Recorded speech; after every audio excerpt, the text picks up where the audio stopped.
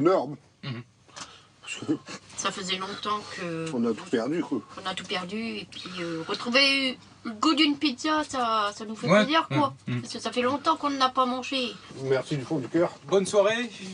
Et merci à toi. Bon retour. Salut. Merci. Ouais. Ça glisse. Derrière la détresse de Nicolas, la nostalgie de la vie d'avant. La brigade, quoi. Et la serveuse. Et un peu d'amertume à l'égard des politiques qui ne trouvent pas de solution pour ceux qui, comme lui, ont perdu pied. Là, t'étais fier. Ouais, j'étais fière. Madame, depuis que j'ai 18 ans, j'ai jamais voté de ma vie. Monsieur le Président, les élus, les ministres, le tralala, ils devraient se dire, ben oui, c'est vrai, il y a des Français dehors. On a des logements, il y a combien de logements en France qui sont vides? Combien? Il y en a énorme. Quand il y aura une loi pour les SDF, t'es dehors, tac, au bout d'une semaine, t'as une maison. Là, j'irai voter, mais pour le moment, j'irai pas. Ne plus compter sur l'État, mais plutôt sur les autres. Pour aider à supporter cette misère, les Français se montrent d'une solidarité parfois étonnante. Pour en prendre la mesure, nous sommes repartis sur les routes. Il fait froid partout en Auvergne. Les chaudières qui tournent à plein régime aujourd'hui encore dans la région. Moins 7 degrés ce matin. À Montluçon, quelques bénévoles ont décidé d'apporter un peu de chaleur à ceux qui n'en ont plus, grâce au bois offert par la municipalité. Mohamed, tu peux venir. Michel Garnier est le responsable des Jardins du Cœur, une émanation des restos du même nom.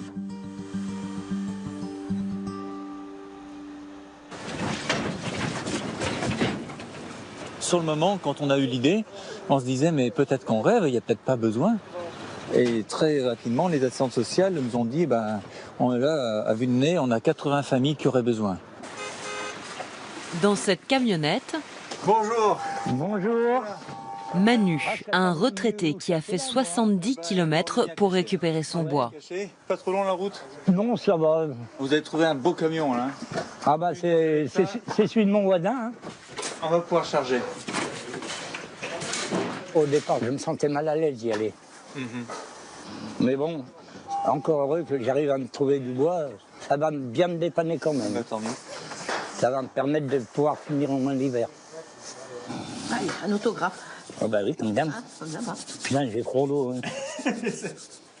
Dans l'Allier, 15% de la population vit sous le seuil de pauvreté, 2 points de plus que le reste de la France.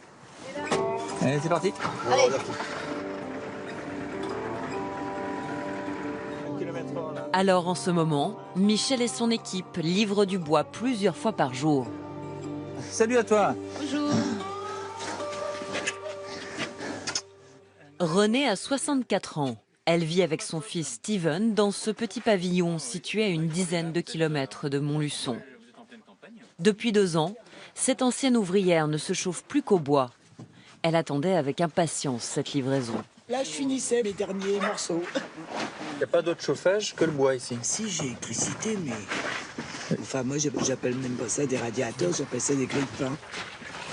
Donc c'est pour ça que vous êtes au bois, Voilà. parce que sinon le budget ne passe plus. Ah bah non, je peux pas me permettre avec ma petite retraite. Non. Faut pas vous mettre à la retraite, hein, parce que vous touchez rien du tout. Auparavant, Renée n'utilisait que ses grille-pains. Résultat, une maison froide et un compte en banque en surchauffe. Ah oui, ça, c'est quand je m'étais retrouvée avec la facture de 1300 €, vous voyez. Je les ai appelés, je dis, c'est pas possible, je peux pas vous payer 1300 € directement. Il faut me faire des échéances, parce que j'arriverai jamais à payer tout. Hein. Vous gagnez combien aujourd'hui? Je suis à 900 €. Quand j'ai fait le calcul, j'ai regardé, j'ai dit, ouais, ben vraiment, c'est... J'ai commencé à travailler à l'âge de 14 ans et pour en arriver à gagner vraiment une misère, c'est une misère. Hein. Et après, quand j'ai réussi à avoir du bois, mes factures ont quand même énormément baissé. Hein. Je suis passé à 64 € quand même, tous les mois.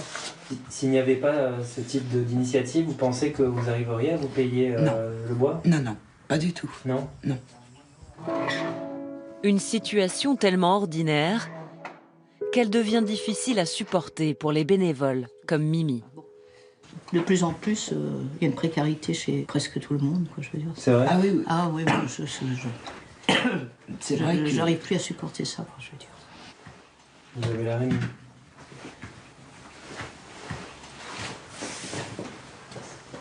Parce que je supporte plus qu'il y ait des gens qui peuvent pas y arriver.